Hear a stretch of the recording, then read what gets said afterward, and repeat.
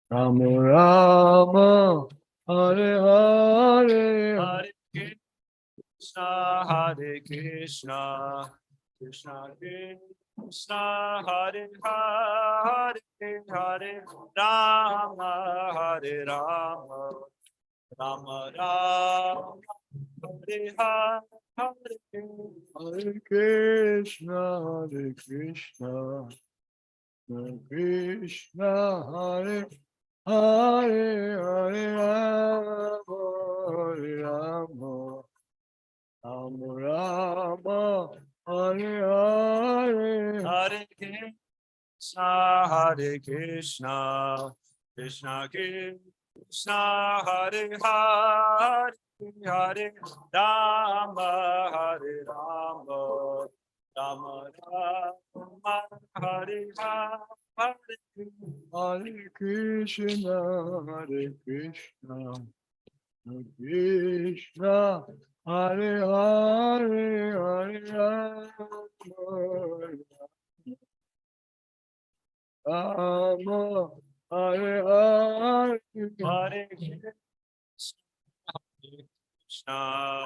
Krishna Krishna, Hare Hare, Hare Rama, Hare Rama, Rama Rama, Hare Hare.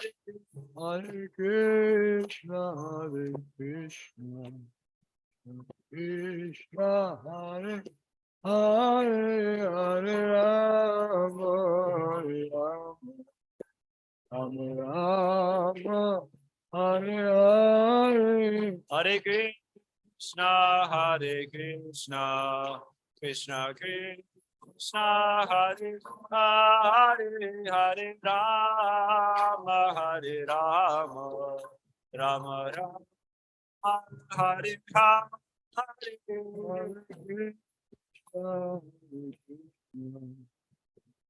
Krishna, Hare Hare, Hare Rama, Hare Rama, Rama Hare Hare, Hare Krishna, Hare Krishna, Krishna Krishna, Hare Hare, Hare Rama, Hare Rama, Rama Rama, Hare Hare. Hare Krishna, Hare Krishna, Hare Hare, Hare Rama, Hare Rama, Rama Hare Hare, Hare Krishna, Hare Krishna, Krishna Krishna, Hare Hare, Hare Rama, Hare Rama, Rama Rama, Hare Hare. Hare Krishna, Krishna, Krishna, Hare Rama, Rama, Rama, Hare Krishna, Hare Krishna, Krishna Hare Hare, Hare Rama, Hare Rama, Rama Rama, Hare Hare. Hare Krishna, Krishna Krishna, Krishna Hare Hare, Rama Hare Rama, Rama Rama, Hare Hare. Hare Krishna, Krishna Krishna Hare Hare, Hare Rama, Hare Rama, Rama Rama, Hare Hare. Krishna, Krishna, Krishna, Krishna, Hare Hare, Hare Rama, Hare Rama, Rama, Rama, Hare Hare.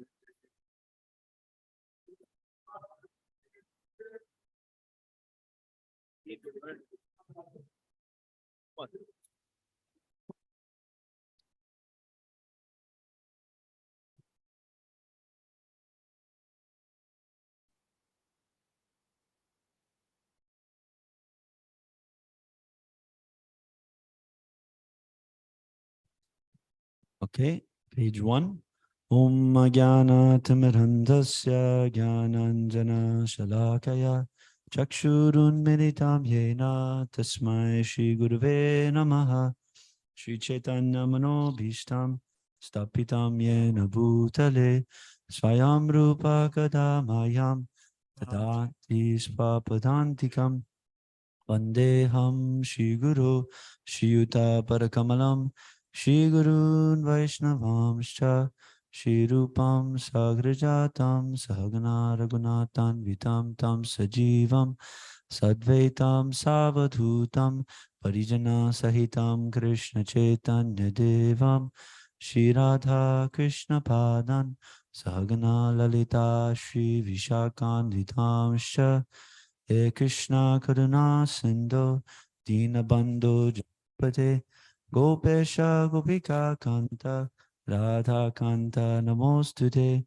Tapta Kanchana Gorangi Radhe Vrindavaneshwari O Vrishabhanu Sute Devi Pranamami Hari Priye Vancha Kalpa Tarubhyascha Kripa Sindhu Bhevacha Patitana Bhavanebhyo Vaishnavebhyo Namo Namaha Shri Krishna Chaitanya Prabhu Nityananda Shri Advaita Gadadhar Shivasari Gaura Bhakta Vrinda Hare Krishna Krishna Krishna Hare Hare Hare Rama Rama Rama Hare Hare. You need one? Thanks for being here. Okay, so we'll be on chapter 1. I think we're on yesterday we did through 26, or maybe we start 26. Did you do 26, Prabhu?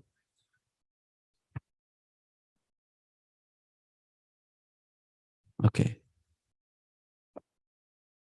So we're on chapter 2.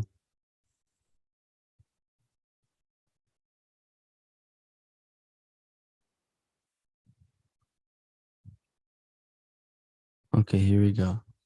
Chapter 1, text 37. Okay, page 62.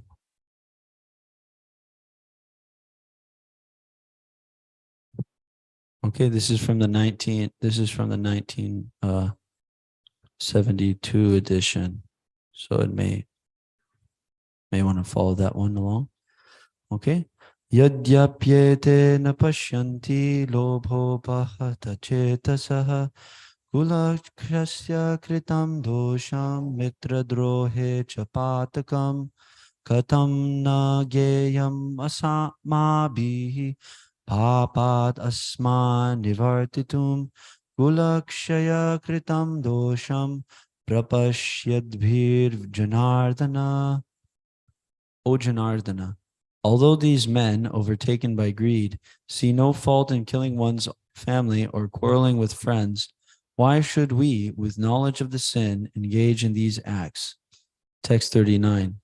Kula kshaye pranashyanti kula dharma sanatanaha dharme nashte kulang kritsnam adharmo bibhavatyuta. Translation. With the destruction of dynasty, the eternal family tradition is vanquished, and thus the rest of the family becomes involved in irreligious practice. Text 40. Adharma bibhavat Krishna pradushyanti kulastriyaha strishu dushta subharnishya jayate varna sankaraha. When irreligion is prominent in the family, O Krishna, the women of the family become corrupt, and from the degradation of womanhood, O descendant of Vrishni, comes unwanted progeny. Text 41. Sankaro narakayaiva kulagnagnam kulasya cha patanti pitaro yesham lupta pindodaka kriyaha.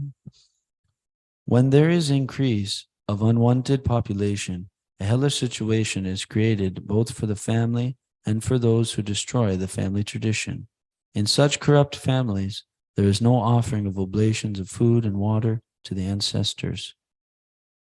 Text 42. Doshareta kulagnanam varna sankara karakaihi utsadhyante jati dharma kula dharmascha shashvataha. Due to the evil deeds of the destroyers of family tradition, all kinds of community projects and family welfare activities are devastated. Text 43. Utsana kula dharmanam manushyanam janardana narake niyatam vaso bibhavit yanushu shrama. O Krishna, maintainer of the people, I have heard by disciplic succession that those who destroy family traditions dwell always in hell. Text 44. Aho bata mahat papam kartum yasita vayam yadraja sukalobhena hantum svajanam udyataha. Translation. Alas, how strange it is that we are preparing to commit greatly sinful acts, driven by the desire to enjoy royal happiness. Text 45. Yadi mam apratikaram ashastram shastrapanayah dhartarashcha rane hanyus tanme kshemataram bhavet. Translation. I would consider it better for the sons of Dhritarashtra to kill me unarmed and unresisting, rather than fighting with them. Text 46. Sanjaya uvacha evam uktvarjuna sankhe ratopastha uparvishat swishvijya sharam chapang shoka samvigna manasaha.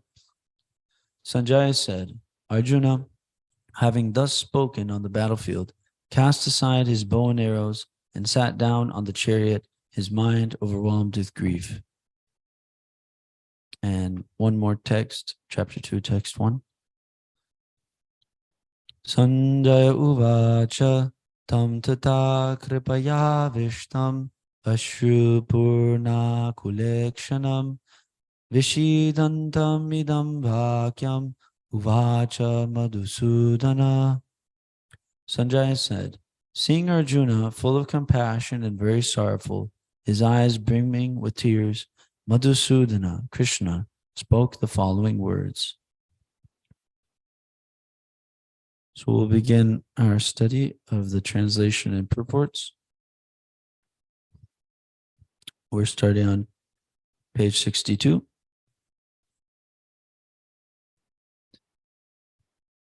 Or page 63.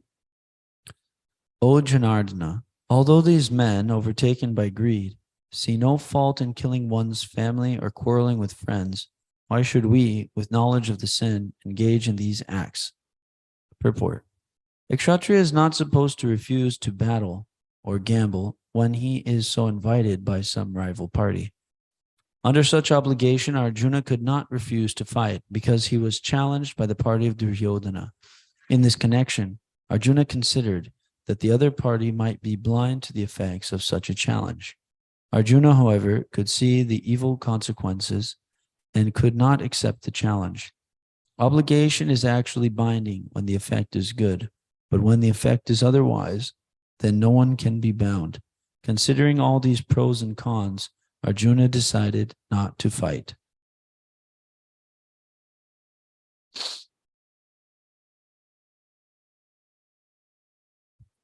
Maharaj, we'd love to hear from you. Read the next one. Next one. Text 39. With the destruction of dynasty, the eternal family tradition is vanquished, and thus the rest of the family becomes involved in irreligious practice. Purport. In the system of the Varnashrama institution, there are many principles of religious traditions to help members of the family grow properly and attain spiritual values. The elder members are responsible for such purifying processes in the family, beginning from birth to death. But on the death of the elder members, such family traditions of purification may stop, and the remaining younger family members may develop irreligious habits and thereby lose their chance for spiritual salvation. Therefore, for no purpose should the elder members of the family be slain.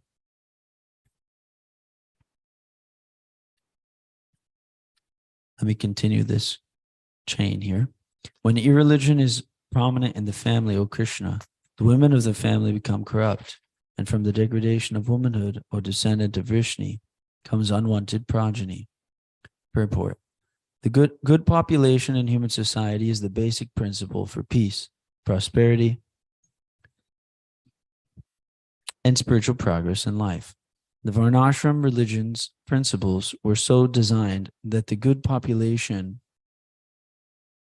would prevail in society for the general spiritual progress of state and community. Such population depends on the chastity and faithfulness of its womanhood.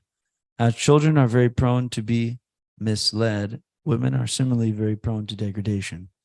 Therefore, both children and women require protection by the elder members of the family. By being engaged in various religious practices, women will not be misled into adultery. According to Chanakya Pandit, women are generally not very intelligent and therefore not trustworthy. So the different family traditions of religious activity should always engage them, and thus their chastity and devotion will give birth to a good population, eligible for participating in the Varnashram system. On the failure of such Varnashram dharma, naturally the women become free to act and mix with men, and thus adultery is indulged in at the risk of unwanted population. Irresponsible men also provoke adultery in society, and thus unwanted children flood the human race at the risk of war and pestilence. Text 41. When there is increase of unwanted population, a hellish situation is created both for the family and for those who destroy the family tradition. In such corrupt families, there is no offering of oblations of food and water to the ancestors. Purport. According to the rules and regulations of fruitive activities, there is a need to offer periodical food and water to the forefathers of the family. This offering is performed by worship of Vishnu, because eating the remnants of food offered to Vishnu can deliver one from all kinds of sinful actions. Sometimes the forefathers may be suffering from various types of sinful reactions, and sometimes some of them cannot even acquire a gross material body and are forced to remain in subtle bodies as ghosts. Thus, when remnants of prasadam food are offered to forefathers by descendants, the forefathers are released from ghostly or other kinds of miserable life. Such help rendered to forefathers is a family tradition, and those who are not in devotional life are required to perform such rituals. One who is engaged in the devotional life is not required to perform such actions. Simply by performing devotional service, one can deliver hundreds and thousands of forefathers from all kinds of misery. It is stated in the Bhagavatam, Devarshi Bhutaptan Devarshi Bhutaptanrinam Pritrinam Na Kinkaro Nayanam Richarajan Sarvatmanaya Sharanam Sharanyam Gato Mukundam Parihritya Kartam. Anyone who has taken shelter of the lotus feet of Mukunda, the giver of liberation, giving up all kinds of obligation, and has taken to the path in all seriousness, owes neither duties nor obligations to the demigods, sages, general living entities, family members, humankind, or forefathers. Bhagavatam 11.5.41. Such obligations are automatically fulfilled by performance of devotional service to the Supreme Personality of Godhead. Might as well continue here. Let's read a little bit more. Text 42. Due to the evil deeds of the destroyers of family tradition, all kinds of community projects and family welfare activities are devastated. Purport. The four orders of human society, combined with family welfare activities, as they are set forth by the institution of Sanatan Dharma or Varnashram Dharma, are designed to enable the human being to attain his ultimate salvation. Therefore, the breaking of the Sanatan Dharma tradition by irresponsible leaders of society brings about chaos in that society, and consequently people forget the aim of life, Vishnu. Such leaders are called blind, and persons who follow such leaders are sure to be led into chaos. Text 43. O Krishna, maintainer of the people, I have heard by disciplic succession that those who destroy family traditions dwell always in hell.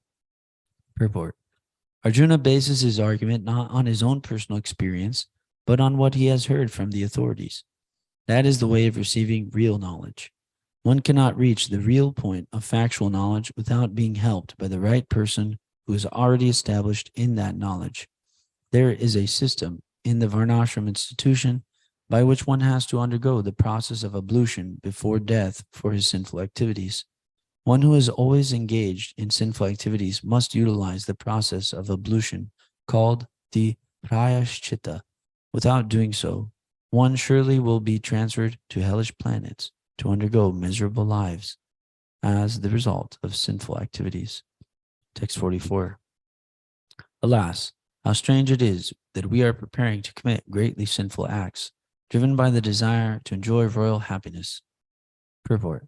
Driven by selfish motives, one may be inclined to such sinful acts as the killing of one's own brother, father, or mother. There are many such instances in the history of the world, but Arjuna, being a saintly devotee of the Lord, is always conscious of moral principles and therefore takes care to avoid such activities. Text 45. I would consider it better for the sons of Dhritarashtra to kill me unarmed and unresisting, rather than fight with them. Purport. It is the custom, according to Kshatriya fighting principles, that an unarmed and unwilling foe should not be attacked. Arjuna, however, in such an enigmatic position, decided he would not fight if he were attacked by the enemy. He did not consider how much the other party was bent upon fighting. All these symptoms are due to soft-heartedness resulting from his being a great devotee of the Lord. Text 46. Sanjaya said, Arjuna, having thus spoken on the battlefield, cast aside his bow and arrows and sat down on the chariot, his mind overwhelmed with grief. Purport. While observing the situation of his enemy, Arjuna stood up on the chariot, but he was so afflicted with lamentation that he sat down again, setting aside his bow and arrows.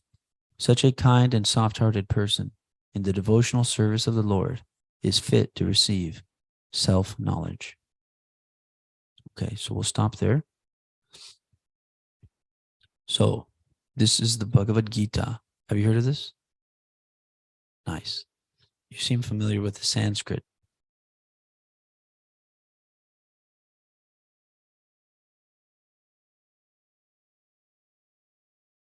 Nice. Good. So, this book is special because it's a conversation between pretty much the greatest warrior on the planet and Krishna, who's the spiritual master of the entire creation. So Krishna is fit to give knowledge. And Arjuna here is posing some different doubts in his mind. So what are some of the doubts? Maybe we can use that. Devotees can raise their hand and share some of the things that they heard. Yeah, the mic. Yes, Gary?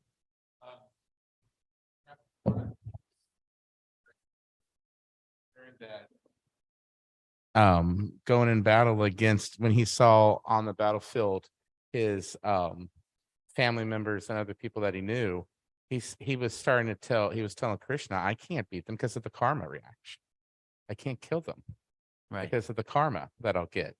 And besides, then he went into worrying about like the degradation of different generations that would come because of that and all that. So he was trying to make an argument to Krishna why he couldn't go into battle. Yeah. So those were 2 points, right? First one was that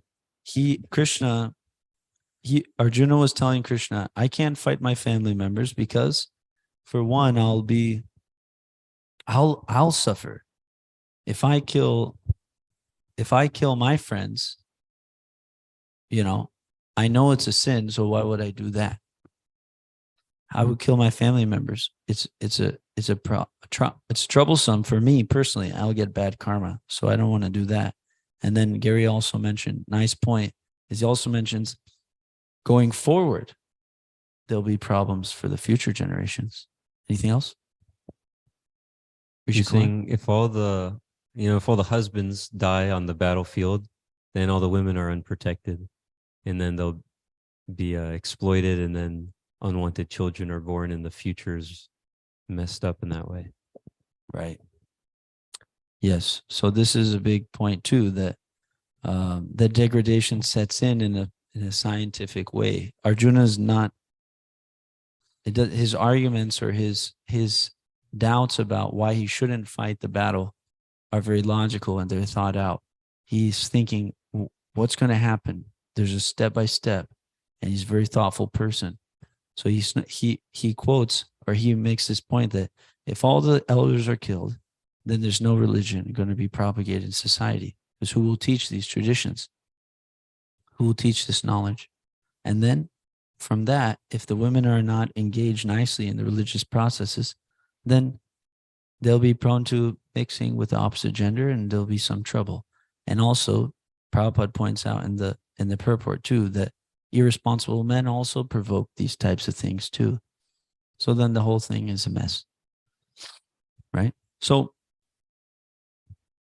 what's interesting about this point that Rishi Kumar brought up is that the consciousness of the pair, right? When two humans actually unite for procreation, then the consciousness of those two beings actually affects the being or the soul who enters the body, which comes from the combination of their secretions. And this is why in the Vedic culture and under Srila Prabhupada's guidance, we're being asked to perform, to create progeny under specific rituals called a Garbhadan Samskara. And under that, only are we supposed to actually engage in sexual activity. That's helpful for us because we're not these bodies. So Krishna is getting some arguments from Arjuna. So the battlefield is pretty much a worldwide stage. Everybody from the whole planet is here ready to fight this war. And they chose their sides for different reasons, right? And one side has Krishna on it and the Pandavas, and one side has other warriors. And they're tied by blood and many other things. There's different, relationships between the two parties. And Arjuna's basically saying that considering all these things, right, that are going to happen if I fight, I don't even care if they attack me. I'm not even going to fight them. Because as far as I can see, this activity in participating in this war is simply a disaster. So I'm not going to do it. And then he decides that, like that, I'm just gonna put down my bow. And Sanjaya, right? There's three persons. At the beginning of this section of verses, Arjuna is addressing Krishna by the words, O Janardana. Right? So he addresses Krishna by this name, Janardana, right?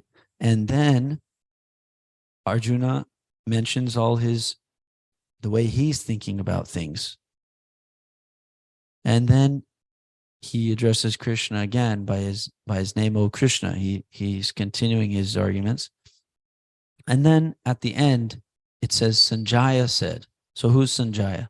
So Arjuna and Krishna are on the front of this book, right? Krishna is there, Arjuna is there.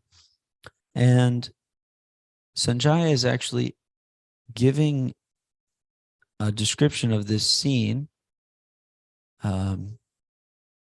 verbally to a king named Dhritarashtra. And Dhritarashtra is a blind king, and his sons are very inimical, and therefore they have actually, they are very envious persons. So they actually encourage this battle between the Pandavas, who are very righteous people, and themselves. And Dhritarashtra is blamed for, this war because he kind of caved to his sons who weren't in the right. So at this time, Sanjaya is describing to Dhritarashtra that after Krishna said all this stuff to Krishna, he gave up his bow and he put it down. So similarly for us, sometimes we face some difficulties in life and we're feeling like what to do. I'm just gonna, I give up. I'm done. I'm not gonna move forward. The situation is such that it's just a disaster. So then we're overcome by lamentation. And this is the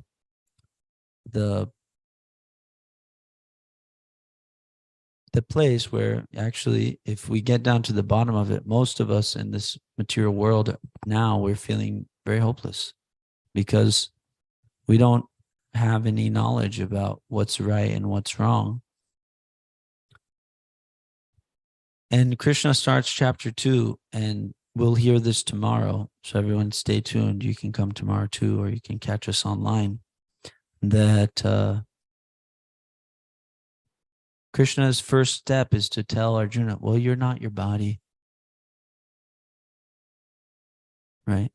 So in modern society, our whole business is identifying more and more with the body. The whole scheme of modern society is based on this, that you're your body, and the goal of life is to satisfy the bodily senses as much as possible right now. Don't worry.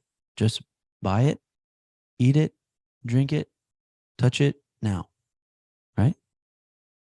So that's actually the problem, is that because we're thinking that we're this body, then we're actually in in troublesome position, because as soon as the bodily situation is not favorable anymore, then our whole scheme is pretty much, off.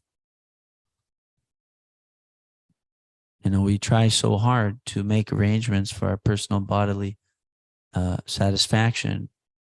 And then we are also making arrangements for our subtle satisfaction, meaning that we do certain things so that others perceive us in a certain way. And that also gives us sense pleasure. So after we working so hard for that, because the modern narrative is that that's the perfection of life, is to be seen as the best, to eat the best, sleep the best, have the best mates, all these things like that, and to be the most famous, the most wealthy, most beautiful, all these things which are just about the body.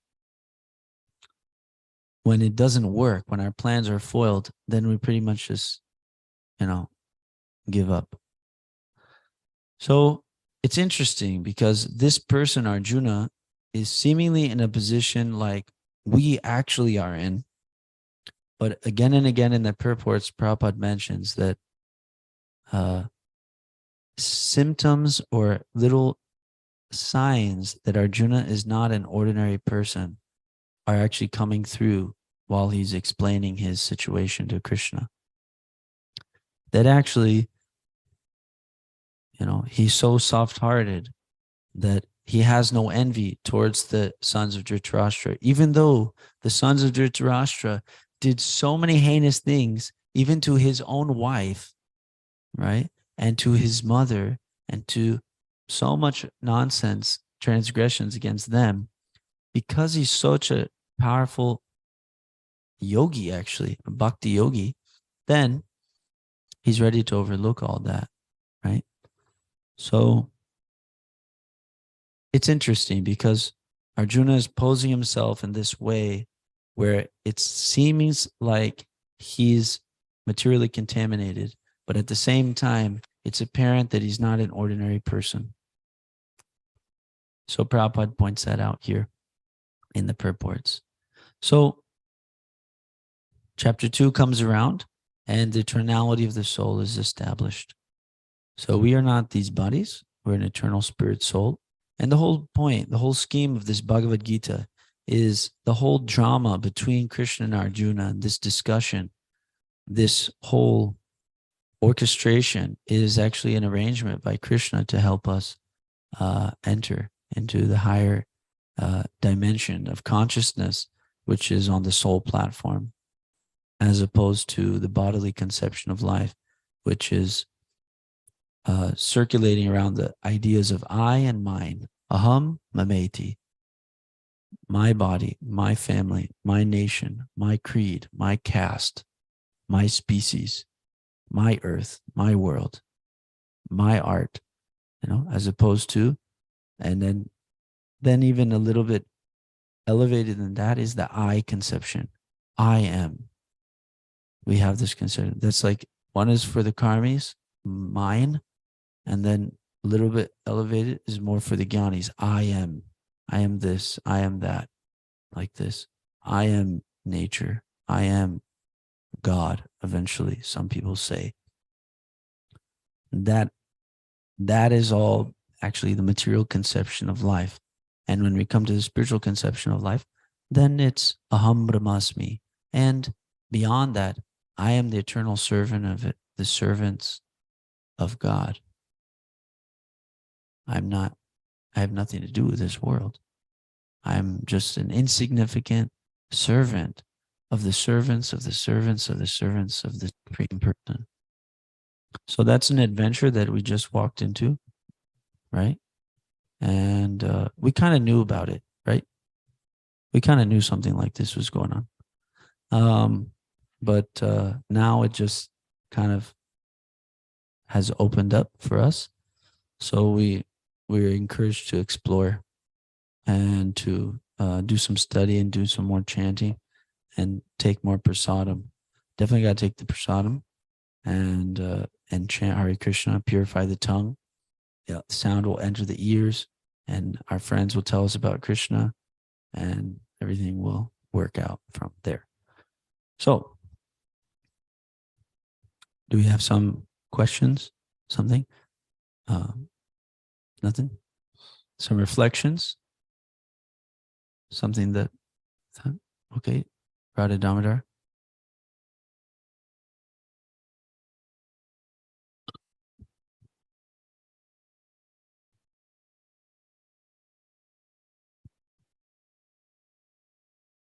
Hare Krishna Prabhu.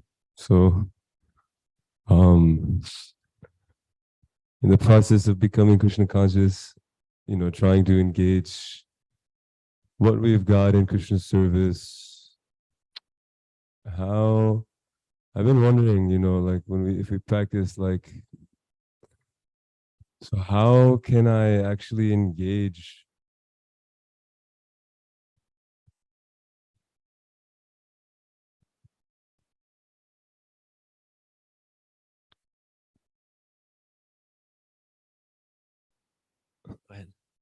As basically, the essence of what I'm trying to ask is, how do we engage our things in Krishna service? And because sometimes we may be trying to engage things in Krishna service, but we're not able to relinquish the attachment to those things, right? Like, I have money, I'm engaging it in Krishna service, but still some attachment there is there. Or I have whatever, a car, but so in other words, or maybe even like, I like to sing, so I do Sankirtan, but over the course of my time being a big kirtaniya, I actually am just attached to the singing. So is it just a matter of time if we keep engaging it, gradually the right conception comes?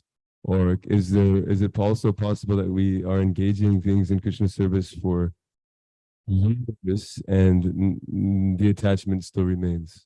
So I'm wondering if you could kind of. Yeah. So this is an interesting point, is that everybody here has some things that they are have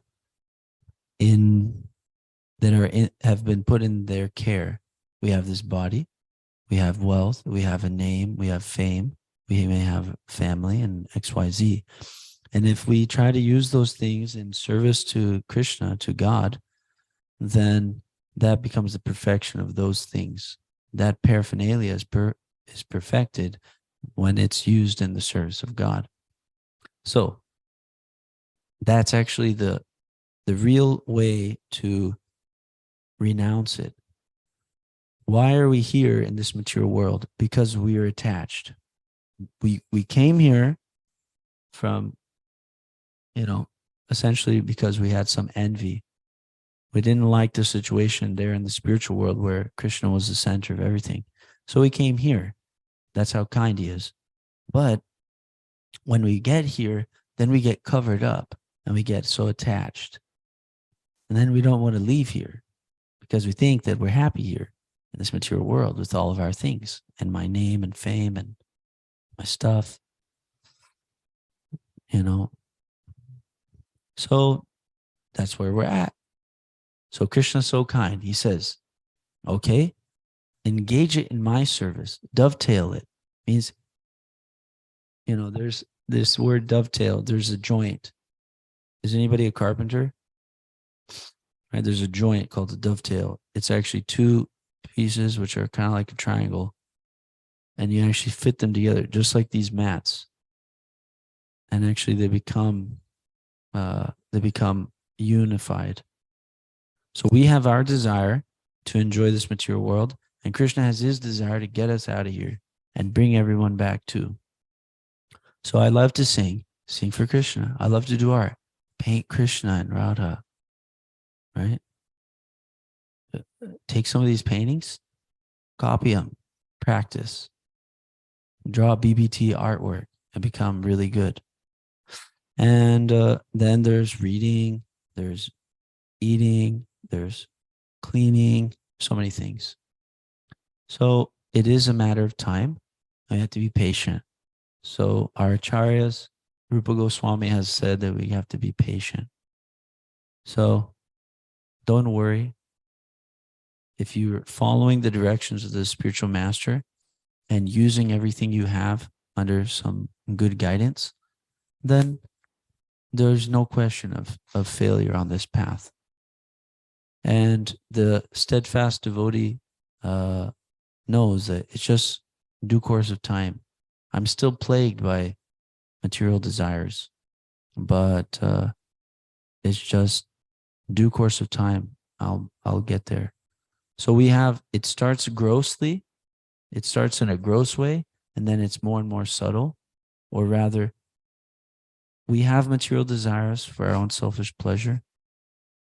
And at first, it's like, we don't even care. It's like that we have those. But when we come in contact with the spiritual master, he says, don't worry, just do this service with that wherever you're at, and you'll get purified. And then it'll become more subtle and it will become less gross. Or rather, the gross stuff will fall off and the more subtle stuff will be there to be worked on. And so